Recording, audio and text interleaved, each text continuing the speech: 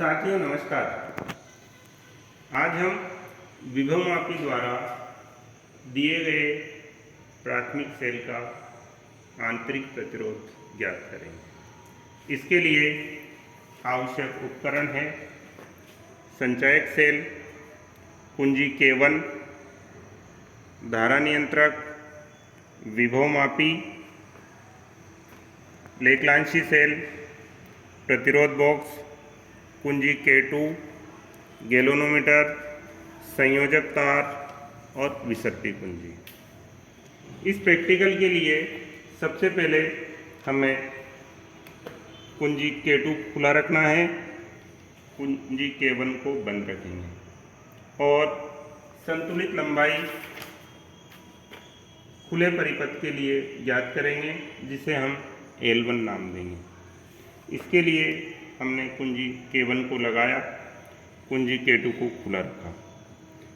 केवल मात्र प्राथमिक परिपथ में अभी धारा का प्रवाह है। अब विसर्पी कुंजी को हम टच करेंगे, विभवमापी का A सिरा और C सिरा दोनों पे हम टच करके देखेंगे।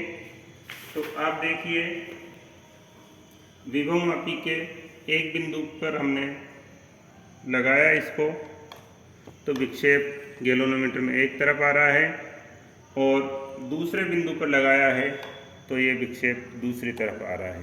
इसका मतलब हमारा परिपथ बिल्कुल सही है। अब प्राथमिक परिपथ में खुले परिपथ के लिए हमें L1 का मान ज्ञात करना है। इसके लिए हम विसर्पी कुंजी को इस प्रकार से विभवमापी पे सरकाते हैं कि विक्षेप शून्य प्राप्त हो जाए। ये कोशिश करेंगे कि अंतिम तार पर विक्षेप शून्य आना चाहिए। ये देखिए, गैल्वेनोमीटर में विक्षेप शून्य है और हमारी रीडिंग इस 10वें तार के ऊपर है। ये लगभग 901 के समथिंग हमारी रीडिंग आएगी। इसको हम नोट कर लेंगे। ये हमारा पहला प्रेक्षण होगा, जिसमें कि हम खुले परिपथ के लिए L1 का मान ज्ञात कर रहे हैं। इसके बाद कुंजी K2 को लगाते हैं और प्रतिरोध बॉक्स में से 1 ओम का प्रतिरोध निकालते हैं। अब विसर्पी कुंजी को विभवमापी पर चेक करते हैं कि हमारा शून्य विक्षेप कहाँ आ रहा है। आप देखिए, हमारा जो शून्य विक्षेप है, इसकी रीडिंग लगभग 16 पे आती है और हमारा गैल्वेनोमीटर में विक्षेप शून्य आता है। इसको यदि आगे पीछे सरकाएंगे तो गैल्वेनोमीटर का विक्षेप भी चेंज होगा। तो हमारी जो पहली रीडिंग के लिए बंद परिपथ में L2 का मान नोट कर लेंगे हम।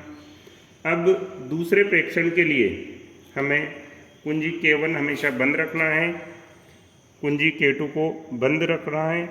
उसके बाद प्रतिरोध बॉक्स में से 2 ओम का प्रतिरोध निकालना है और विसर्पी कुंजी को वापस पहले तार के ऊपर जब हम ले जाते हैं तो हमारा जो शून्य विक्षेप हमें प्राप्त हो जाता है, ये लगभग हमें 18 पे प्राप्त होता है। तो इसको हम नोट कर लेंगे। ये L2 का दूसरा मान होगा, दूसरी रीडिंग के लिए होगा। इसी प्रकार से हम प्रतिरोध बॉक्स में से 3 ओम निकालते हुए रीडिंग लेंगे, फिर 4 ओम निकालेंगे, 5 ओम निकालेंगे, 6 ओम निकालेंगे। इस प्रकार से हम अलग अलग प्रतिरोध निकालते जाएंगे। मिनिमम हमें 6 प्रेक्षण लेना है। हमारी जो पहली रीडिंग है L1 की मान, L1 वाली रीडिंग वो सेम रहेगी, मात्र L2 वाली रीडिंग अलग अलग प्रतिरोध के ऊपर अलग अलग रीडिंग आती जाएगी। इसको हम प्रेक्षण सारणी में इस प्रकार से नोट कर लेंगे। प्रेक्षण सारणी में क्रम संख्या होगी, प्रतिरोध बॉक्स में से जो प्रतिरोध हमने निकाला वो हो जाएगा। उसके बाद विभवमापी के तार की संतुलन लंबाई खुले परिपथ में L1 जो हमने पहली रीडिंग ली है वो 6 प्रेक्षण के लिए सेम रहेगी।